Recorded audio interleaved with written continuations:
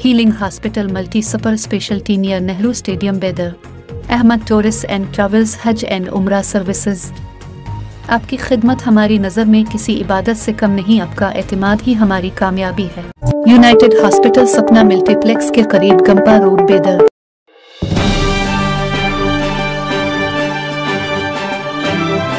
बेदर पुलिस को राबड़ी केस में मिली बड़ी कामयाबी। 5 मुल्जिमान गिरफ्तार, 4 लाख से ज्यादा नकदी और 1 कार देनूरा पुलिस ने जब्त की। ये सारी तफसीलात बेदर के superintendent of police mister Pradeep Gunti ने प्रेस कॉन्फ्रेंस के जरिए बताई।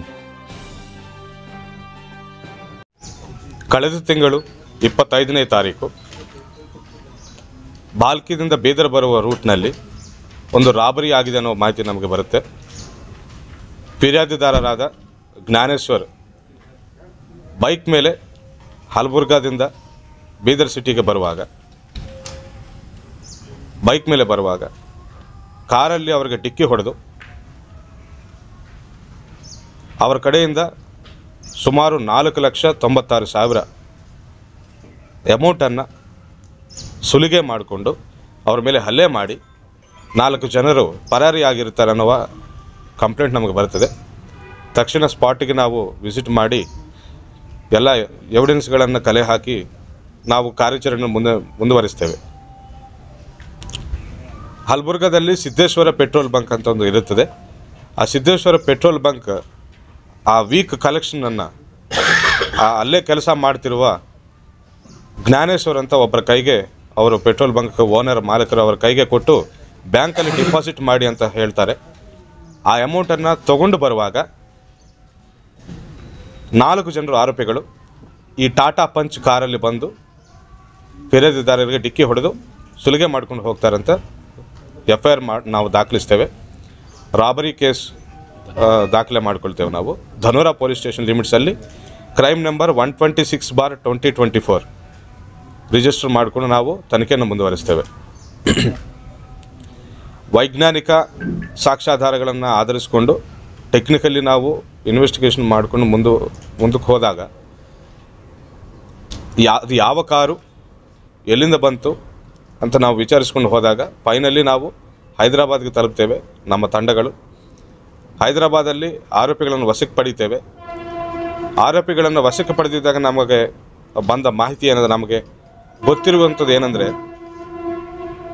ಖುದ್ದಾಗಿ ಫಿರ್ಯಾದಿದಾರರೇ ಈ ರೀತಿ ಸಂಚು ರೂಪಿಸಿ ತಾನು ಇಂಥ ಟೈಮ್ಗೆ ಇಂಥ ಕ್ಯಾಶ್ ತಗೊಂಡು ಈ ಕಡೆ ಹೋಗ್ತಾ ಇರ್ತೇನೆ, ಸೊ ಕಾರಲ್ಲಿ ಬಂದು ಅಡ್ಡಪಡಿಸಿ ಈ ಅಮೌಂಟನ್ನು ನಾವು ದೋಚ್ಕೋಬೋದು, ಸುಲಿಗೆ ಮಾಡ್ಬೋದು ಅನ್ನೋ ಒಂದು ಸಂಚನ್ನು ರೂಪಿಸಿ ಅದನ್ನು ಎಕ್ಸಿಕ್ಯೂಟ್ ಮಾಡಿ ದುಡ್ಡನ್ನು ತಗೊಂಡು ಪರಾರಿ ಆಗ್ತಾರೆ। ಅದಾದಮೇಲೆ ಒಂದು ಪ್ಲ್ಯಾನ್ ಪ್ರಕಾರ ಜ್ಞಾನೇಶ್ವರು ನಮ್ಮ ಬ್ರಿಮ್ಸ್ ಹಾಸ್ಪಿಟ್ಲಲ್ಲಿ ಅಡ್ಮಿಟ್ ಆಗಿರ್ತಾರೆ। ನಾವು ಇವನ್ ಹಾಸ್ಪಿಟ್ಲಿಗೆ ಕೂಡ ಹೋಗಿ ವಿಚಾರಿಸಿದ್ದಾಗ ಗಾಯಗಳು ಕಂಡು ಬಂದಿತ್ತು ನಿಜ।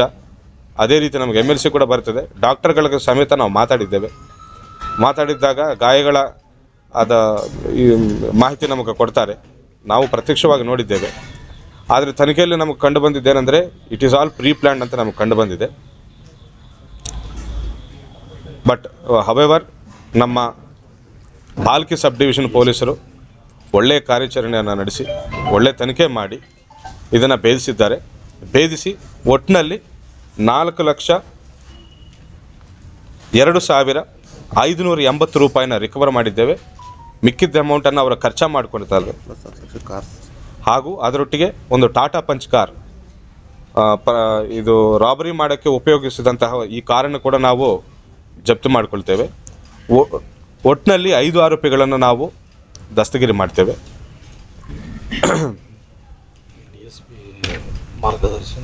ಇದರ ಗಡಿ ಭಾಗ ಆಗಿದ್ದರಿಂದ, ಗಡಿ ಜಿಲ್ಲೆ ಆಗಿದ್ದರಿಂದ ಮಹಾರಾಷ್ಟ್ರದಿಂದ ಹಾಗೂ ತೆಲಂಗಾಣದಿಂದ ಬೇರೆ ಬೇರೆ ರಾಜ್ಯಗಳಿಂದ ಕೆಲವರು MOBಗಳು, ಕೆಲವರು ಹ್ಯಾಬಿಚುವಲ್ ಅಫೆಂಡರ್ಗಳು, ದರೋಡೆಕಾರರು ಇಲ್ಲಿಗೆ ಬಂದು ಈ ಹಿಂದೆ ಕೂಡ ನಮ್ಮ ಬಸವ ಕಲ್ಯಾಣದಲ್ಲಿ 2 ತಿಂಗಳ ಹಿಂದೆ ಒಂದು ರಾಬರಿಯನ್ನು ಮಾಡಿರ್ತಾರೆ। ಅದರಲ್ಲಿ ಕೂಡ ಸುಮಾರು 3.6 ತೊಲೆ ಬಂಗಾರ ಹಾಗೂ 2.5 ಲಕ್ಷ ಕ್ಯಾಶ್, ಒಟ್ಟಿನಲ್ಲಿ ಒಂದು 5.5 lakhs ಅಮೌಂಟ್ ವರ್ತ್ ದರೋಡೆ ಮಾಡಿಕೊಂಡು ಹೋಗ್ತಾರೆ. ಈವ್ನಿಂಗ್ ಟೈಮು 9 o'clock ಒಬ್ಬ ಗೋಲ್ಡ್ ಮರ್ಚೆಂಟ್ ಕಡೆಯಿಂದ. ಇದೇ ರೀತಿ ಗೋಲ್ಡ್ ಮರ್ಚೆಂಟು ತಂದು ಇಡೀ ದಿನದ ಕಲೆಕ್ಷನ್ ತೊಗೊಂಡು ಮನೆಗೆ ಹೋಗ್ತಿರುವಾಗ ಅಡ್ಡ ಹಾಕಿ ವೆಪನ್ನ ತೋರಿಸಿ ದರೋಡೆ ಮಾಡಿರ್ತಾರೆ. ಅವರನ್ನು ಕೂಡ ನಾವು 15 ದಿನದಲ್ಲಿ ನಾವು ದಸ್ತಗಿರಿ ಮಾಡಿದ್ದೇವೆ. ಅದರಲ್ಲಿ ಆರೋಪಿಗಳನ್ನು ನಾವು ನೋಡಿದ್ದಾಗ ಮಹಾರಾಷ್ಟ್ರ ಆರೋಪಿ ಆಗಿರ್ತಾನೆ ಒಬ್ಬನು ಮೇಯ್ನು. ಮಹಾರಾಷ್ಟ್ರದಲ್ಲಿ MOB ಆಗಿರ್ತಾನೆ. ಅಲ್ಲಿ ಒಂದು 307 ಮಾಡಿ ಪರಾರಿಯಲ್ಲಿ ಇರ್ತಾನೆ. ಅಬ್ಸ್ಕಾಂಡಿಂಗಲ್ಲಿದ್ದು ನಮ್ಮ ಕಡೆ ಬಂದು ಇಲ್ಲಿ ದರೋಡೆ ಮಾಡ್ಕೊಂಡು ಹೋಗ್ತಾನೆ. ಸೊ ಬೀದರ್ ಪೊಲೀಸ್ ಕಡೆಯಿಂದ ನಾವು ಒಂದು ಎಚ್ಚರಿಕೆ ನೀಡ್ತಾ ಇದ್ದೇವೆ. ಬೇರೆ ಬೇರೆ ರಾಜ್ಯಗಳಿಂದ ಬೇರೆ ಬೇರೆ ಜಿಲ್ಲೆಗಳಿಂದ ಬಂದು ಇಲ್ಲಿ ದರೋಡೆ ಮಾಡಬೇಕಂತ ಆ ಒಂದು ಯೋಚನೆಯನ್ನು ಕೂಡ ನಾವು ಸಹಿಸುವುದಿಲ್ಲ. ಒಟ್ಟಿನಲ್ಲಿ ನಮ್ಮ ಬೀದರ್ ಜಿಲ್ಲೆಯನ್ನು ಸುರಕ್ಷಿತವಾಗಿ ಇಟ್ಟುಕೊಳ್ಳೋದು ನಮ್ಮ ಪ್ರಯಾರಿಟಿ ಆಗಿರ್ತದೆ.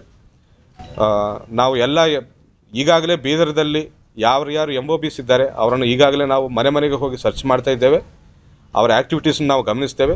ಅಲ್ಲದೆ ಈವನ್ ನೈಟ್ ರೌಂಡ್ಸಲ್ಲಿ ಕೂಡ ನಮ್ಮ ಪೊಲೀಸರು MCCTNS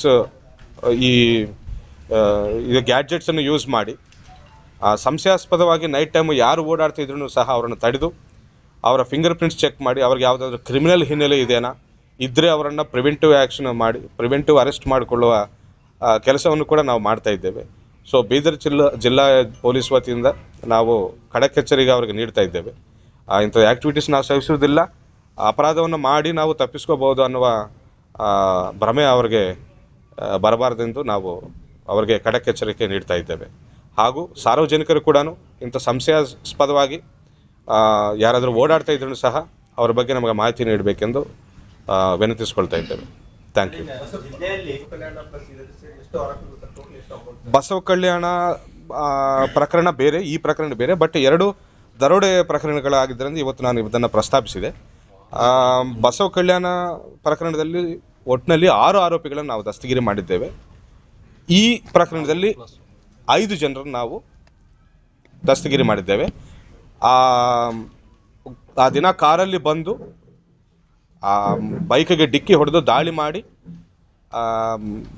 ಮನೆಯನ್ನು ಕಸ್ಕೊಂಡಿದ್ದ 4 ಆರೋಪಿಗಳು ಹಾಗೂ ಫಿರ್ಯಾದಿದಾರನ್ನು ಸಮೇತ 5ನೇ ಆರೋಪಿಯಾಗಿ ಸೇರಿಸಿ ನಾವು ಒಟ್ಟಿನಲ್ಲಿ 5 ಜನರನ್ನು ದಸ್ತಗಿರಿ ಮಾಡಿದ್ದೇವೆ.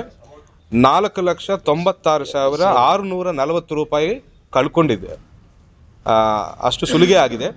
ಈಗ ರಿಕವರಿ ಆಗಿದ್ದು 4,02,580 ರೂಪಾಯಿ. ಬಸವ ಕಲ್ಯಾಣದಲ್ಲಿ ಒಟ್ಟಿನಲ್ಲಿ 5,79,800 ರೂಪಾಯಿ ಅಂಡ್ ವೆಹಿಕಲ್ ಉಪಯೋಗಿಸಿದ ವೆಹಿಕಲ್ ಅದೆಲ್ಲ ಸೇರಿಸಿ ಅದರಲ್ಲಿ ಕೂಡ ಗೋಲ್ಡ್ ಎಲ್ಲ ರಿಕವರಿ ಆಗಿದೆ, ಬೆಳ್ಳಿ ಕೂಡ ರಿಕವರಿ ಆಗಿದೆ, ಕ್ಯಾಶ್ ಕೂಡ ರಿಕವರಿ ಆಗಿದೆ. ಅಷ್ಟು ಜನರನ್ನು ನಾವು ದಸ್ತಗಿರಿ ಮಾಡಿದ್ದೇವೆ. ಆಗಲೇ ಜಸ್ಟ್ ಒಂದು ರೆಫರೆನ್ಸ್ಗಾಗಿ ನಾನು ಹೇಳ್ತಾ ಇದ್ದೇನೆ ಅದನ್ನು. ಎಸ್.